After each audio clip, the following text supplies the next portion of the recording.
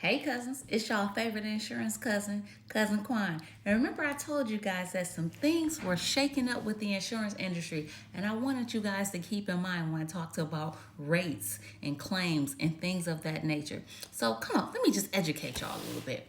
Remember I told you guys that State Farm earlier this year, which was the end of 2022, in February, they said that they had the largest loss in history.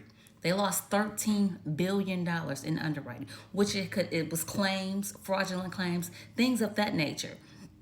And they basically were saying that they weren't prepared for it. So when people are saying my rates are going up, my aunt's 80 years old, or I have a good driving record and things like that, or when I tell you guys if you have a valid claim, file the claim because your rates are going up anyway. The reason why I say that is because it's based on what carriers pay out as a whole. And here's proof right here in the pudding. They're telling you guys they paid out $13 billion in claims. Now we know no carrier is in business, no business owner is in business to lose money. So if you weren't a part of this 13 billion that they paid out in claims, your rates went up anyway.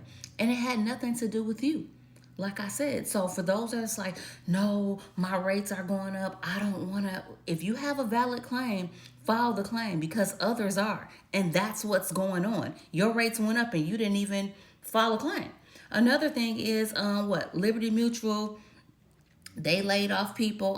This is this post down here. And so did Geico in 2022. People are losing their jobs. So what I told you before, claims adjusters are overwhelmed. They're overwhelmed. If they're cutting costs and people are still filing claims, so now if you're wondering why you're calling your claims adjuster and they're not calling you back, well, it could be the reason is because they laying people off, as you can see right here, and the way that the economy is going, it's about to get a little worse. So that claims adjuster may just be overwhelmed, and that's why they're not calling you back. So makes you think, do you think they're trying to save some money? That's why they're raising rates, not claiming.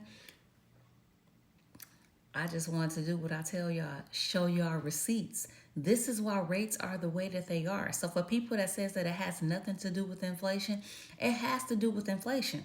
Why? Because prior to COVID, they weren't prepared. Just because you owe $70,000 on your house does not mean that it's going to cost $70,000 to repair it. Might cost $150,000, might cost $200,000.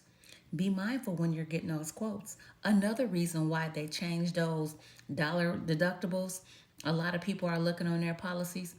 I'm getting the inboxes and the text messages and the phone calls, that 1% deductible, because they're passing some of the costs on to the insured. Why? If you have a 1% deductible, 2%, or just a flat out percentage deductible, I don't care if it's a 0.5%. Your deductible is going up every year. Why? Because coverage A, the dwelling, will increase every year. So if you're one of those who don't do policy reviews, you'll look up in 3 to 4 years, you just may have a $5,000 deductible and don't even know. So companies are tighten their straps, things like that. Make sure you're covered right because they will deny claims. Why? Things like this. They're in the red. Therefore, if your is not right, you may end up with a denied claim. Once again, it's your cousin Quan. Never take price over coverage because it'll fail you every time. Y'all have a good one, cousins. Bye-bye.